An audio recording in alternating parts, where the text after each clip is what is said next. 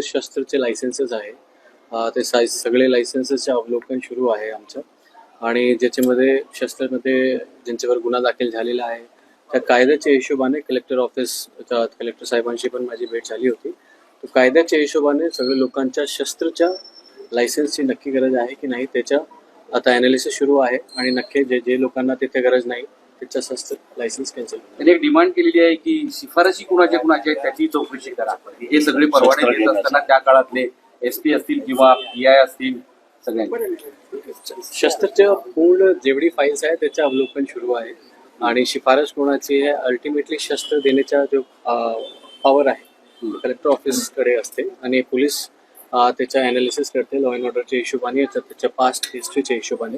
ते प्रत्येक फाईलचं आम्ही ॲनालिसिस करणार आणि जिथे शस्त्राची गरज नाही त्याच्या डेफिनेटली आम्ही शिफारस नक्की देतो. तुम्ही इथं चार्ज घेताच सगळ्या मुसक्या वळले अवैध धंद्यांच्या आणि त्या संदर्भात सुद्धा त्यांनी तक्रार केली होती. तुमच्याकडे सांगितलं होतं की खूप मोठे अवैध धंदे आहेत विशेषतः परळीमध्ये मोठमोठ्या गाड्या ट्रक्स आहेत ज्या वाळूचा व्यवहार करतात त्याच्याशी अनेक लोक कनेक्टेड आहेत वगैरे वगैरे. पण तुमच्याबद्दल त्यांनी पॉझिटिव्ह वक्तव्य केले तुम्ही आले तसं बदल झालेला आहे या गोष्टी बंद झाल्या.